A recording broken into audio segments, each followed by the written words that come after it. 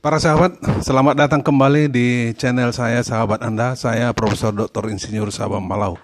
Kali ini saya berbicara tentang dua cara memberikan pakan kepada larva lele atau anakan lele yang masih berumur sangat muda, yaitu 4 sampai 5 hari. Biasanya saya memberikan pakannya pada umur 4 atau 5 hari, tergantung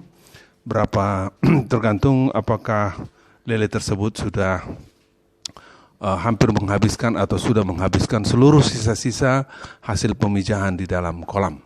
Nah, caranya adalah yang pertama, kita ambil telur, lalu kita kita rebus. Ya, kita rebus.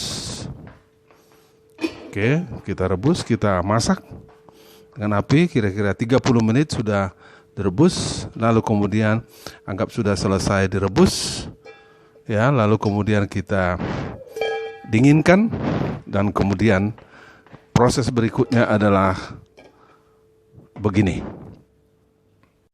Udah.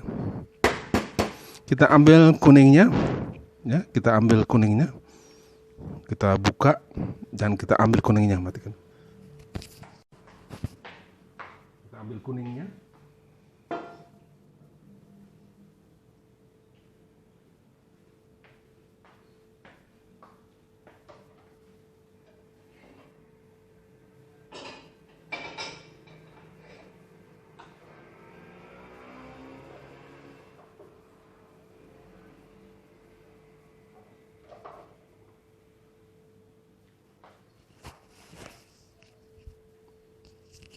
Lalu kita belah-belah dia sampai 20 atau 30. Jangan terlalu kecil, tapi cukup kecil. Seperti ini ya.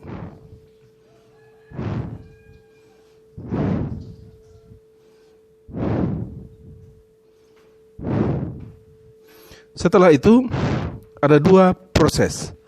Yang pertama adalah kita masukkan ke kulkas.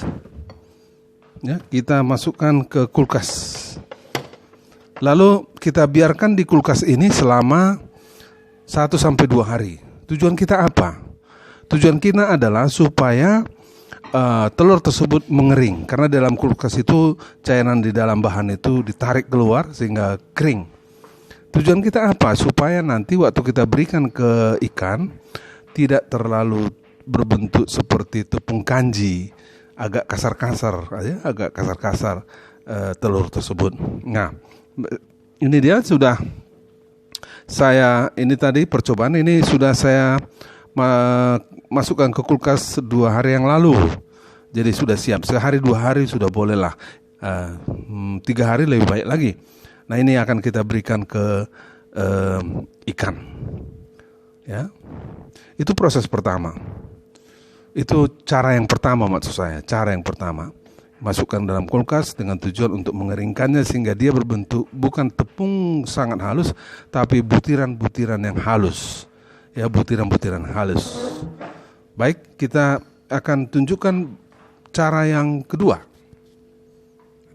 Cara yang kedua adalah kita jemur seperti yang di sana. Fokuskan dulu ke sana. Kita jemur sehari atau 2 hari. Tetap tujuannya adalah supaya dia membentuk agregat. Tidak membentuk seperti tepung kanji yang sangat halus, tapi dia membentuk butiran-butiran. Setelah sehari 2 hari kita jemur, ya, itu bisa kita gunakan. Tapi satu hal lagi yang sangat penting adalah alat apa yang kita gunakan. Ini alat apa yang kita gunakan. Tujuan kita selalu adalah bagaimana mengurangi kekeruhan. Jangan sampai terlalu cepat keruh. Ya, jangan sampai terlalu cepat keruh. Baiklah ya. Saya akan tunjukkan alatnya dan cara menggunakannya sebagai berikut. Ya, para sahabat, inilah alatnya. Coba lihat alat ini, ya, suatu saringan yang sangat halus, ya, bisa dibeli di supermarket atau di mana. Saringan yang sangat halus, ya. Makin cepat kita beri, makin halus, ya, sehingga tidak berupakan, nanti yang keluar adalah berupa butiran-butiran yang cukup besar. Ya baiklah, kita lanjutkan. Kita menuju ke tempat pemijahan saya. Para sahabat, inilah tempat pemijahan saya. Saat ini baru saya pijahkan 4 hari yang lalu, ya, 5 tempat. Jadi 5 tempat, 1, 2, 3, 4, 5 yang kecil-kecil ini. Berarti kan saya menggunakan 5 jantan dan 10 betina. Jadi satu tempat itu 1 jantan dan 2 betina. Ini saya berarti kalau ada 5 ini, berarti ada 5 jantan dan 10 betina. Jadi satu tempat pemijahan, 1 jantan dan 2 betina yang matang konat. Nah, ini dia sekarang lele-lele tersebut berumur 4 hari. Ya, coba kita lihat berumur 4 hari. Fokuskan dulu. Zoom bisa. Oke, ya. Berumur 4 hari. Kabannya sudah saya angkat kemarin. Ya, kabannya sudah saya angkat dan saya perhatikan di bawah seluruh sisa-sisa dari pemijahan itu sudah habis dimakan, tidak ada lagi. Maka inilah saatnya saya memberikan pakannya. Jadi habisnya itu boleh pada hari ke-4, bisa juga pada hari ke-5.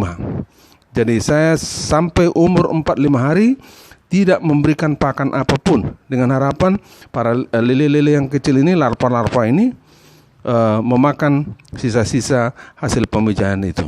Nah, sekarang saya mau tunjukkan bagaimana caranya memberikan telur ini, supaya sekali lagi tidak terlalu banyak kekeruhan.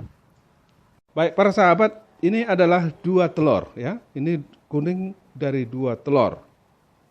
Jadi 2 ini saya akan sebar bagi pada 5 tempat ini.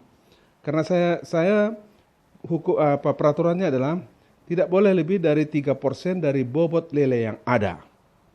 Ya, tidak boleh lebih dari 3% dari bobot yang ada. Saya perhitungkan ini yang 5 tempat ini, yang baru memecah ini cukup, ya, cukup 2 kuning telur ini. Jadi saya bagi 5 dia, ya, saya bagi 5. Kira-kira aja bagi 5. Karena kalau terlalu banyak dia akan membentuk banyak sekali kekeruhan. Baiklah, sekarang saya tunjukkan bagaimana caranya memberikannya. Jadi mula-mula kita taruh di alat ini, taruh di saringan ini, lalu kita lihat, kita akan tekan telur ini sehingga keluar. Kita akan tekan telur ini sehingga keluar dengan jari kita ini, ujungnya. Bukan ujungnya, maksudnya ini. Jadi begini dia menekannya. Oke, coba kita lihat dan kita coba upayakan menyebar merata. Oke, coba Anda lihat. Coba Anda lihat telurnya itu, dia bergerak. Jadi ujungnya ini kita menekannya. Dengan ujung ini kita menekannya. Sehingga keluar dia dalam bentuk butiran-butiran yang relatif besar.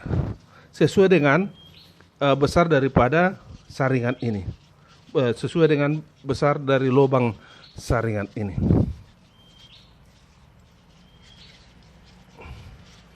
Nah,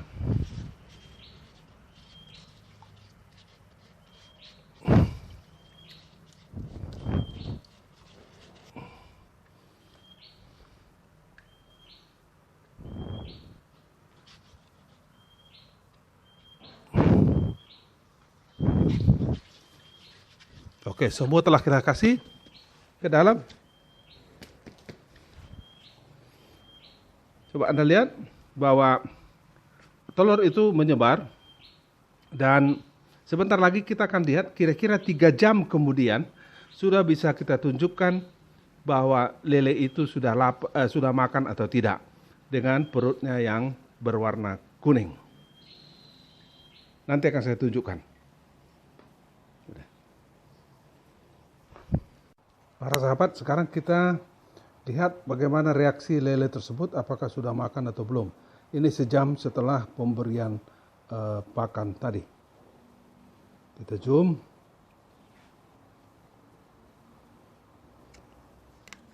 Oke. Nah, Coba Anda perhatikan lele-lele tersebut. Perutnya perhatikan, perutnya sudah, sebagian di antara mereka sudah kuning perutnya. Berarti yang kuning perutnya tersebut sudah makan. Sudah makan telur yang kita berikan tadi. Sebagian belum kenyang betul, tapi sudah ada bintik-bintik kuning di perutnya. Jadi dalam 3 jam, ini menurut pengalaman saya, semua sudah kenyang. Semua sudah makan. Coba kita lihat ke dindingnya. Nah, makin jelas lagi. Nah itu, makin jelas lagi perut mereka yang sudah membesar dan kuning. Itu berarti mereka sudah makan dengan kenyang. Kita coba lihat di tempat yang lain. Ini tempat yang kedua. Juga demikian, sudah kuning perutnya. Nah, kita coba lihat di tempat yang ketiga. Saya jalan ke tempat yang ketiga ini. Tetap kita lihat di tembok aja, di dindingnya aja, supaya lebih fokus dia.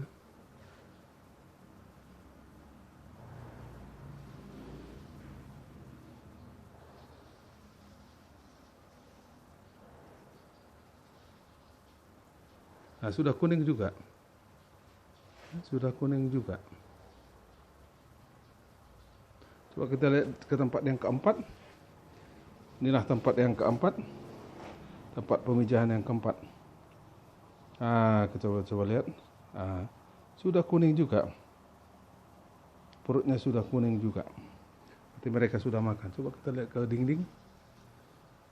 Ya, juga. Sudah kuning juga.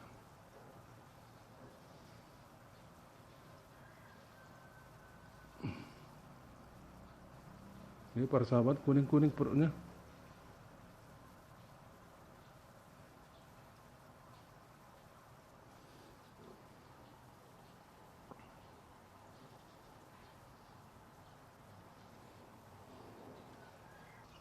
Sekarang kita lihat di tempat pemijahan yang kelima.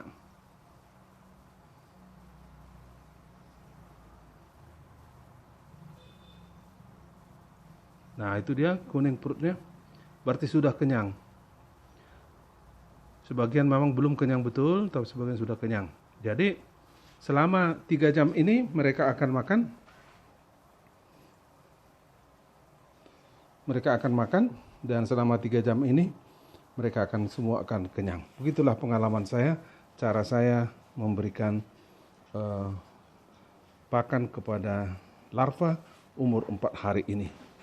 Nah, saya berikan telur ini sampai umur 10 hari. Ya, sampai umur 10 hari.